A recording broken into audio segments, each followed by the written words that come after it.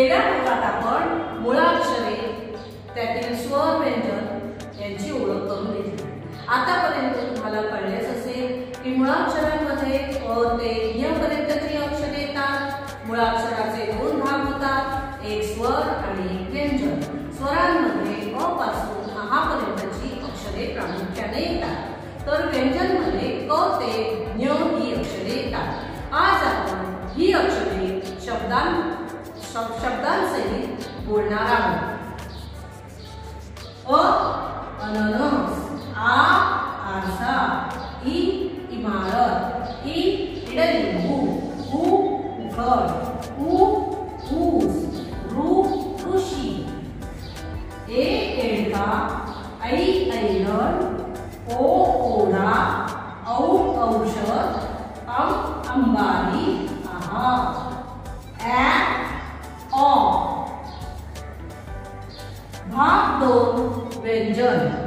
क कमळ, ख खटारा, ग गवत, घ घर, न.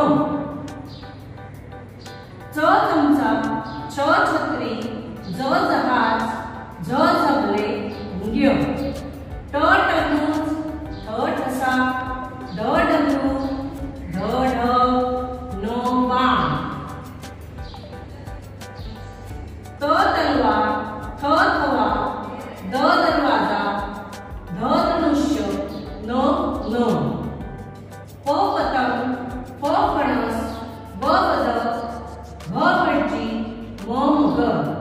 य यज्ञ, र ढग, ल लसूण, व वजन, श शांडू.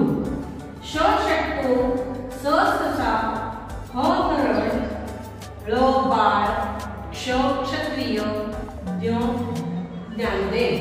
याप्रमाणे आपण अ ते ज्ञ या अक्षरांचे वाचन शब्दांसहित वारंवार करायचे आहे. त्यामुळे आपल्याला अक्षरे सहजरित्या लक्षात राहतात आणि पटपट लिहिता येतात. पण आता आपण जेव्हा शब्द बोलतो तेव्हा तुमच्या लक्षात आले असेल की ह्या अक्षरापासून कोणताही शब्द होत नाही. तसे या अक्षरापासूनही कोणताही शब्द येत नाही. न या अक्षरापासून शब्द येतो, परंतु न हे अक्षर शब्दाच्या मध्ये किंवा शब्दाच्या शेवटी येते. न अक्षरापासून